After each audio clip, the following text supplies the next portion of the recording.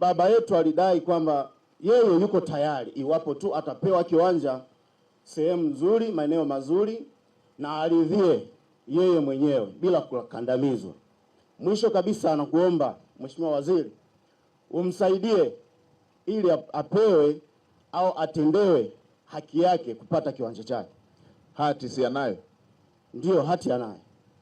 Si alishalipia? Alishalipia.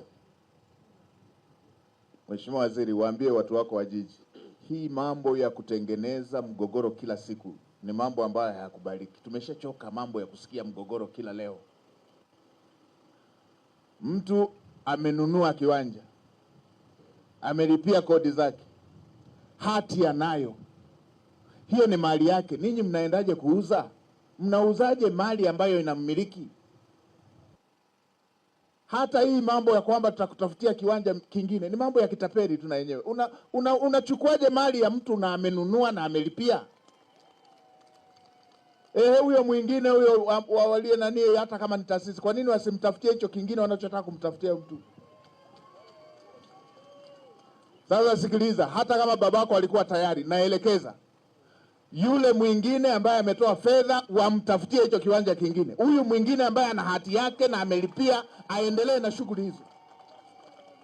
Haya ndo mambo ya kijinga ambayo tunaleta migogoro kila siku kwenye mambo ambayo hayatakiwi kuwa na migogoro. Unauzaje mali ya mtu na ana hati yake? Unauzaje tamaa hizi za kijinga jinga tu hizi? Unauzaje mali ya mwananchi na ana hati, na hati ameitoa kwako? Na ardhi kila siku inapanda thamani. Kwa hiyo kama mtu alinunua miaka 20 iliyopita, leo mnapata mnunuzi mpya ana hela nyingi zaidi, mnaenda kumnyang'anya. Haya mambo hatuwezi tukaa tunaenda namna hiyo. Mheshimiwa Waziri, hebu kaa na wewe kijana, pata hicho kiwanja, na hiyo barua waliomwandikia hebu chukua uichane. Hiyo barua kama mnayo ichaneni hapa nikiwa naiona. Mambo ya kipuzi tu haya.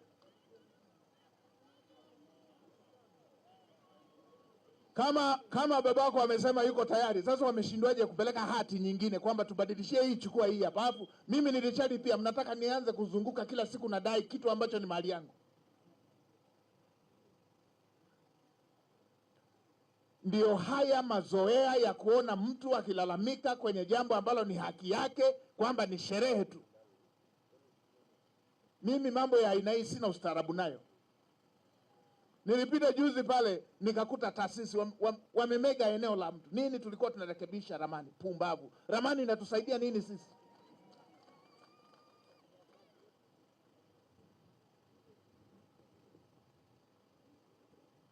Sasa Waziri, ongea na watu wako wa jiji hao. Waambie upuzi wa aina hii mimi sitaki. Na kila siku juzi nimekaa na watu wa Chamwino kuanzia saa 2 mpaka saa 12. Nasikiliza mambo ya ardhi. Migogoro ya kutengeneza tamaa tu hivi.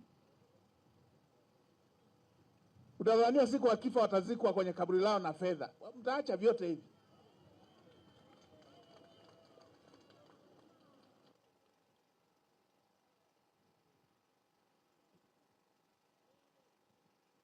Songe la zigizigi. Tumekubaliana watafute, waambie kama wanataka kubadilisha kiwanja waende na hati mkono kwa mkono. Hii mambo ya kutengeneza mgogoro kwa mtu ambaye alikuwa na haki ni mambo yasiyokubalika.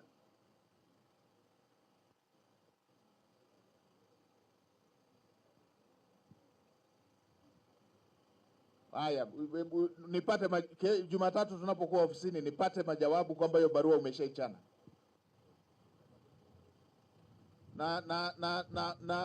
Na wewe hiyo hati wakiendelea kuifuatilia, lete nikutunzie mimi mwenyewe, waje waichukulie kwangu.